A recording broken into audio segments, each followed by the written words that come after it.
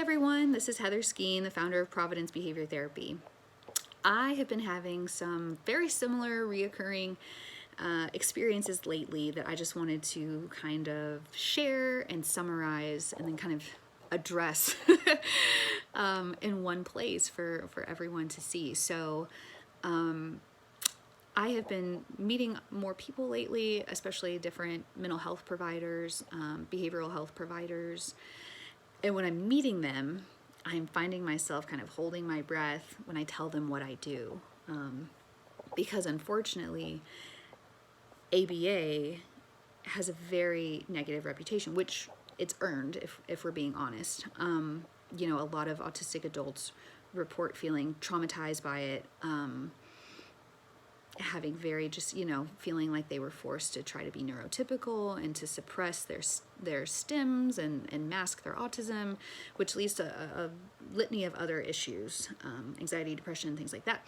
So I know people are especially in the mental health field and behavioral health field, people are very aware of that. So, you know, I'm holding my breath because I know that, I acknowledge it. It's important to recognize, and I want to make sure people know that that's not what we stand for, and that's not the kind of ABA we provide. So, you know, what we're not doing at PBT is we're not doing things like suppressing stims that aren't dangerous. That's very common behavior in autism, and it's something, you know, we just gotta kind of accept. And if it's hurting the client, that's one thing, but if it's not, then it's not, and let's kind of move on. So, you know, stim suppression is not something we do if it's not dangerous. Forcing eye contact is not something we do. There's lots of alternative ways to show people that you're listening to them or that you're attending. You know, we're really cognizant of trying to avoid extinction bursts, and definitely not doing these things like turning our backs to kids and refusing to acknowledge them for long periods of time, like those kinds of things. That's not what we're about. Doing mass trials, forcing kids to sit tables, doing all those kinds of things that are really not necessarily functional for that person. Those are not things we work on here. Those are not values we have. Our values and philosophies lie in increasing accessibility and independence and overall, it's not super behavioral, but well-being. You know, we want our kids to, you know, we don't want them screaming constantly or throwing tantrums or having meltdowns. Like that's not a good way to go about your life.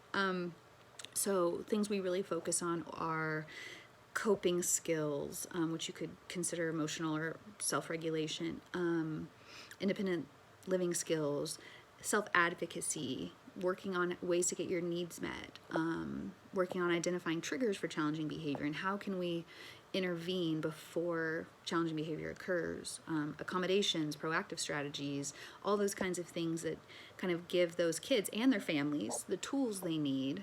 And I shouldn't just say kids, we work with adults too, but kids in particular can be very vulnerable to those sort of old school ABA philosophies. So those are the things we're working on. And so anyway, I just thought, you know, I've been giving this spiel to different people I've met, and I just wanted to put it in one place and have it there for people to see. So that's really our philosophy. We are working to help people increase their accessibility, their independence, their well-being, you know, and helping families navigate that, because it can be very overwhelming for families, especially if you're not super familiar with neurodiversity or disabilities. So that's kind of it. I'm always happy to chat more or explain things more. So if you have questions or want to chat, you can always email me, heather@providencebehaviortherapy.com, or you can give us a call at 512-200-2792. Thanks.